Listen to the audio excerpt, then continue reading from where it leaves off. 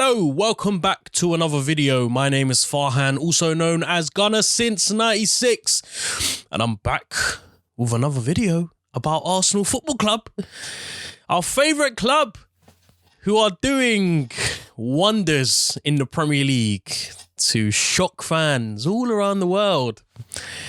It's truly a unique time to be alive as an Arsenal fan. And you know, we're back here for some more shocking discoveries.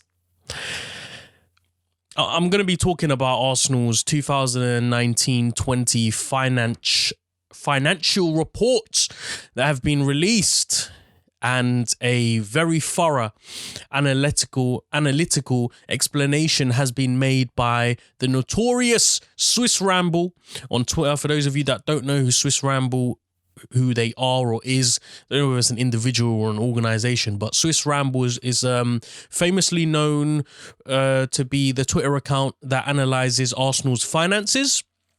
Every time a report is released, they do an examination, they release it, and they touch on all the key talking points, breaking everything down. My strongest point in school wasn't maths. I was very lucky to get a B in GCSE.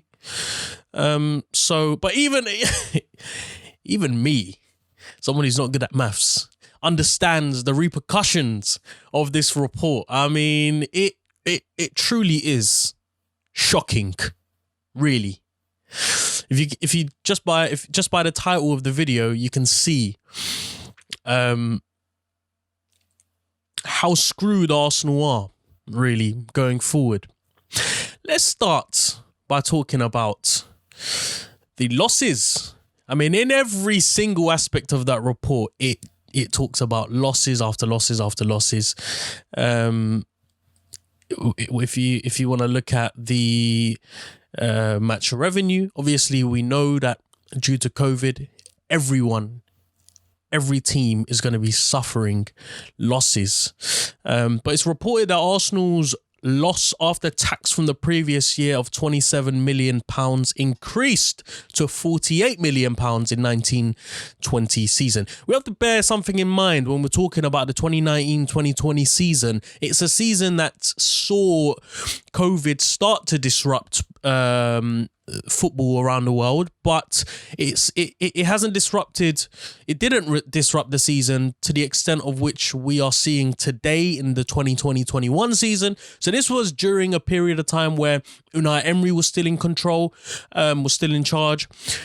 Arteta came in midway, took over really at a period where COVID was quite rife. It was in its deadliest period.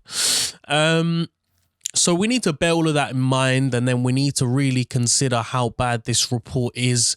If at the beginning of the season we still had fans, we still had everything was still normal, football was still, operating normally. So bearing that in mind, to report a loss that increased from 27 million to 48 million pounds, it's pretty much double if you want to do your maths. It's quite shocking. This was down to a combination of an increase in expenses and a loss in revenue, which was then offset by some players' sales. So usually what happens, and the reason why the transfer market is so important to clubs, is because it has a detrimental impact on the finance reports. It has the ability to make you money or lose you money, because the biggest sum of money which is received by clubs is from player sales and purchases. That makes the biggest impacts in the profit and loss sheets, the balance sheet. Everton and Tottenham have reported higher losses. Having said that, Everton and Tottenham are predicted to finish very high up the league table in European places. This is potentially the first season that Arsenal go without qualifying for a Europa League or a Champions League, it's going to have big problems going into the future. Despite Everton and Tottenham reporting higher losses, they will finish higher up the table. They will get a bigger share of the Premier League reward money. They will get European money.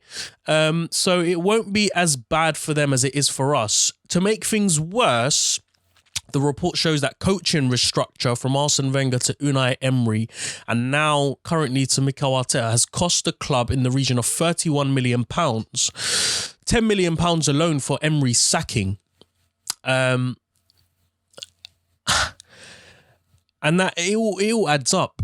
It all builds up in the future. And for me, it shows a real lack of organisation and planning. To have 3 managers in the reign in the last 3-4 years is pretty poor. But you look at Chelsea, you look at clubs like that, and you think, well, you know, even United to some extent, these are clubs that do it on a regular basis. But these are also clubs that have owners who give a damn. They invest. We don't have that at Arsenal Football Club. And that's why it is becoming quite a big problem to see losses of £31 million unnecessarily. To get rid of Arsene Wenger, I understand. But then you need to get the first appointment right. And I believe they didn't get it right with Unai Emery. There were so many managers out there at the time. You know, it's not even worth mentioning. Disappointing that Arsenal went for someone like Unai Emery. And I believe that a lot of these figures, a lot of these losses, a lot of the money that was spent was to try and achieve short-term gains for the long-term benefits. And what I mean by that is I'm making the assumption that Arsenal, they appointed Unai Emery so that he can get us back into the Champions League through either the Europa League or by, getting us to finish 4th in the top 4 place. But Arsenal weren't thinking about how to build a club to try and challenge for trophies like the Champions League or the Premier League. It was very short term. Let's get back into the Champions League. Let's win the Europa League. We know this guy is a winner in that competition. Let's sign players like Socrates. Let's sign players like Mkhitaryan. Players that are in the latter stages of their career, albeit their peak, and this is they will give us an opportunity to get back into where we were, and then we can start rebuilding from there. That's the type of mentality that I get the impression Arsenal were giving off. And the most damning report from this financial statement shows Arsenal having spent a staggering £561 million on player purchases over the last 4 years. In 2019-20 alone, we spent £182 million, well, not having spent, but having committed to spend in player purchases and agent fees that include Pepe, Tierney, Saliba, Martinelli, Mari, Luiz, and other agent fees. This is higher than the £140 million average, so we spent 42 mil extra, and that hasn't given anything back to us because we currently sit 10th in the league. It's shocking to think that Arsenal have spent £500 million on player purchases just in the last 4 years. The last 4 years where Arsenal have steadily declined season in, season out. It hasn't done us any good. I would understand that if Arsenal hadn't spent anything, or hadn't spent enough or somewhere along those lines, but we've been spending money and this report clearly shows it. Yes. So for the fans that are saying, oh, the owner needs to put his hands deep into his pockets and spend. Well, guess what, guys? We have been spending. So that begs the question of what the hell has been going on? Why have we not spent the money right? Well, let's look at who we purchased in 2019-20 alone. 182 of that was spent on the likes of Pepe, Tierney, Saliba, Martinelli, Mari and Luiz. Pepe's beginning to show a bit of promise. albeit that transfer alone is riddled with corruption and scandalous negotiations between Raul Sanyehi and potential agents. Kieran Tierney's worked out really, really well. William Saliba, I want somebody's neck on the line. What went wrong with William Saliba? This is something we all need to find out about, because this has cost us as a club financially. We're seeing the repercussions now with the report coming out. William Saliba was one of the most expensive centre-backs of his age. And Arsenal have potentially ruined a financial transaction as well as a player with great potential. He's finally on loan and doing really, really well, might I add. Having said that, they got it wrong and they left it too late. Martinelli is another one. I'm always the guy to be at the forefront to say, you know what? We need to be patient. These are young guys. I'm sure Arteta knows what he's doing. And I still stand by that. I'm sure Arteta knows what he's doing. But where is the plan to try and get the most out of these players? Players that you have spent a lot of money on. Pablo Mari, David Luiz. The Guna guy, he put out a really good article in summarizing the report. You guys should check it out. I'll probably link it below in the description. And he made the point that in order to get financial stability, there is a way out. That's right. Despite Arsenal being in the mud for 5 or 6 years, we still have a way out.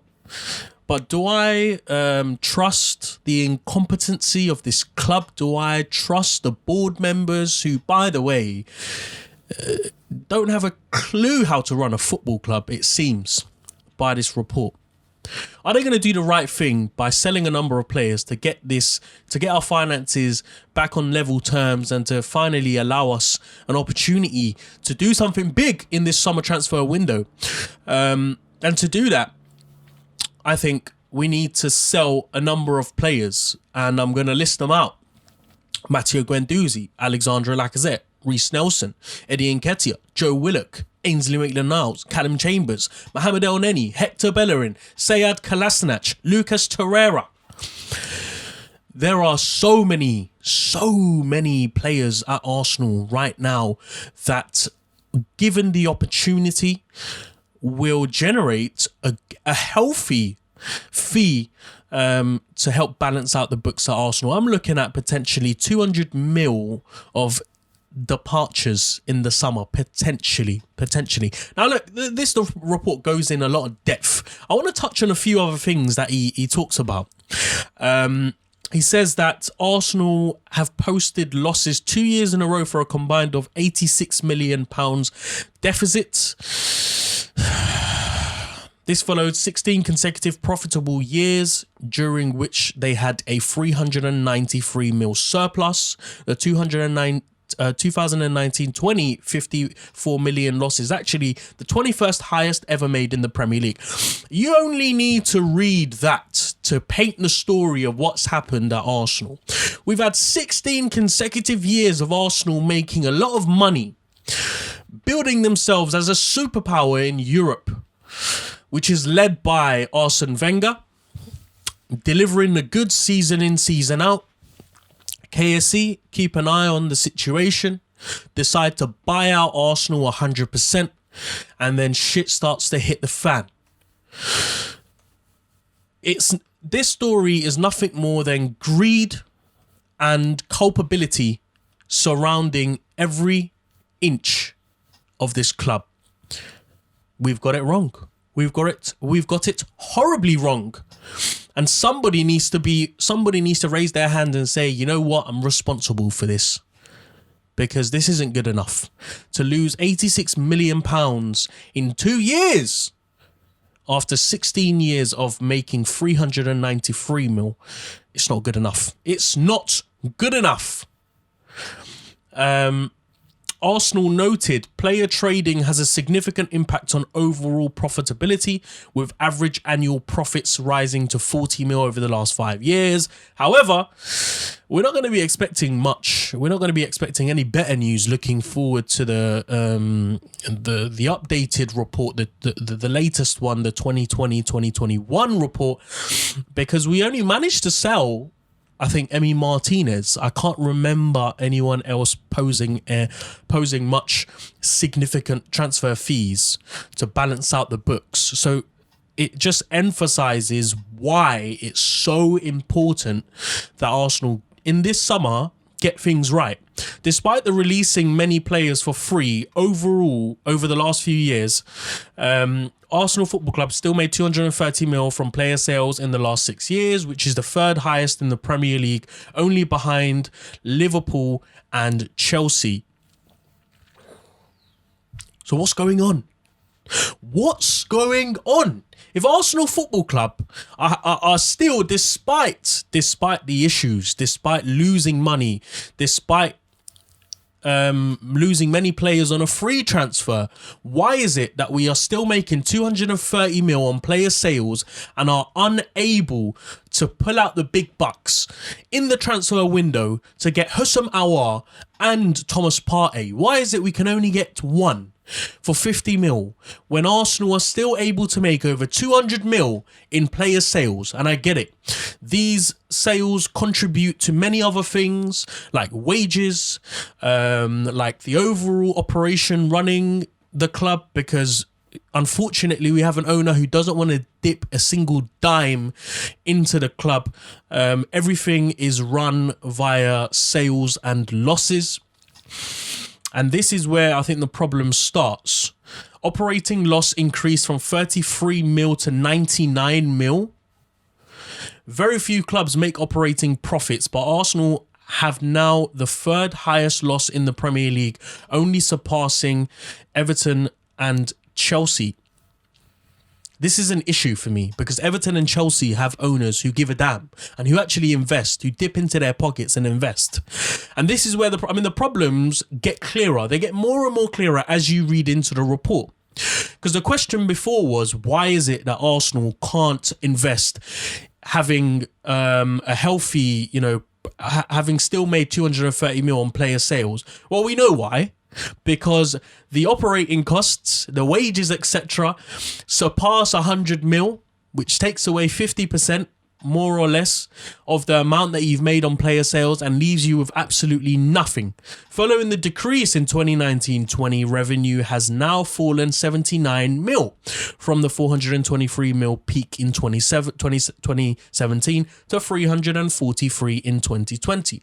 Commercial is the most important revenue stream, having overtaken broadcasting, followed by matchday and player loans.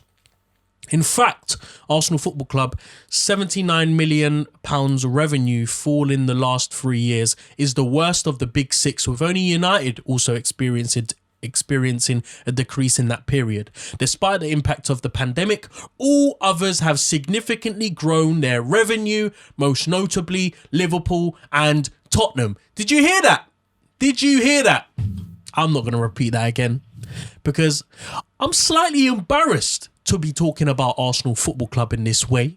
I'm slightly embarrassed to be mentioning losses in the same sentence as Arsenal Football Club. Wow.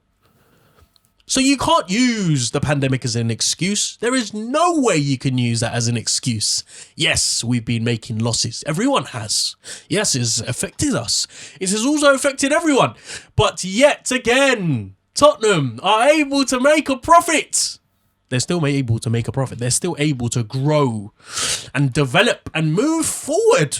Wow. Despite the impact of the pandemic, all others have significantly grown their revenue. Most notably Liverpool, 126 mil, and Tottenham, 86 mil. And we have fallen. I hope I'm not going to read it anymore. You can find it all on Twitter, but I hope you get the idea of what's going on here. I hope the picture is now beginning to unravel itself. I hope things are becoming a little bit more clearer. Because as we've been mentioning season in, season out, if we're not careful, the division between the top six and everyone else could widen significantly. And that report itself highlights that. Arsenal Football Club are dropping very, very quickly. Now, my question is, where's the solutions? One of the potential solutions was to start balancing things out. We sell players, we sell them in bulk, and we sell them for good amounts of money. We don't offload them. We don't let them run down their contract like Mesut Ozil did, like Aaron Ramsey did. We let go of Alexis Sanchez for a margin, a fraction of what he was worth. Is selling these players going to make any difference? Because from what I read, despite making a lot of money, over 200 mil in player sales, we were still unable to do anything significant in the market, because the majority of that was put down on wages, was put down on the operating cost, and will have a very big impact on not being able to, not having any match revenue money come in. So what happens if Arsenal in the summer decide to sell a bunch of these players, manage to get about 250 mil? I think it's worth it. Not worth it, sorry. I think you're able to raise that amount. With Guendouzi, you're looking at 30 mil. Lacazette, 30 mil. That's 60. Reece Nelson, 15. 75. Eddie Nketiah, maybe 10. 85. Joe Willock, maybe 15. 105. Maitland-Niles, looking for 20. 125. Callum Chambers, 10. 135. El Neni, 10. 45. Bellerin, 35. Kolasinac, Torreira. I think there's 200 mil there. From the top of my head, from what I value them, which is, going to be way off to what they might actually go for. But I think there's 200 mil there. And if there's 200 mil there, we've got big problems. Because we already know, judging from last year's report, which, by the way, was the beginning of the pandemic, that we were still losing a lot of money. Operating costs, player wages, agent fees. If you're going to make any purchases as well, there is no way Arsenal have any chance of making any significant purchases in the summer without the owner contributing. It's as simple as that. That's all I need. That is the overall summary of that report. Anything else is not good enough. Because Arsenal don't have the squad depth and they don't have the talent, the ability to challenge for top 4. They don't even have the ability to challenge for top 8. The reality is very, very frightening indeed. And the longer we continue discussing whether Arteta is the right man or not, the longer we discuss, how many players performed well against Burnley and who was the weak link and why do we keep making mistakes, the longer we give this owner time to suck every drop, every penny out of this club and use it elsewhere. That's the reality, ladies and gentlemen. Now, I know this video is very long. It's gone on for 22 minutes. But this has to be made clear to every Arsenal fan in the world. The problem isn't you and I. The problem isn't what your opinions are and what my opinions are. The problem isn't who's running the day-to-day operations of the club. The problem isn't how many contacts Edu has in his book. How influential is he in player negotiation? The problem isn't whether Arteta's tactics are right and wrong. The problem isn't whether Aubameyang can get us 20 goals a season or not. The problem lies right at the very top with Stan Kroenke and his inability to invest in a football club that he 100% owns. Because guess what, ladies and gentlemen? You and I don't have a say in what happens anymore. Once upon a time, there was some influence the fans could make. Once upon a time, there was the ability to address and to point fingers in meetings. Once upon a time, the fans could do something about it, but we can't any longer. There is no way in. This man has our club at his disposal, and he has every right to do whatever he wants with it. If you love your club the way that I love mine, speak up about it, and let's put some pressure on this board to get it right in the summer. And let's start now. Let's not start for the summer transfer window to open. Let's start now. Because I'm telling you now, if this report was damning and has shocked you as much as it has shocked me, you have no idea what's coming next season. No idea at all. And the more we see clubs like Everton and Tottenham making profits and increasing the revenue, the more difficult it's going to be for Arsenal to get anywhere near those clubs. And we will soon have to be considered as that club who tries every season to get into Europe, who tries to get into top 6. I'm going to leave it there. Thank you very much for watching. If you did enjoy the video, please do give it a thumbs up. Subscribe to the channel if you haven't, and hit that bell notification to be notified every time I release a video. I'll be back again tomorrow for a opposition analysis on Olympiacos. Please, guys, please, I beg you, do something about it now before it's too late. Bye-bye.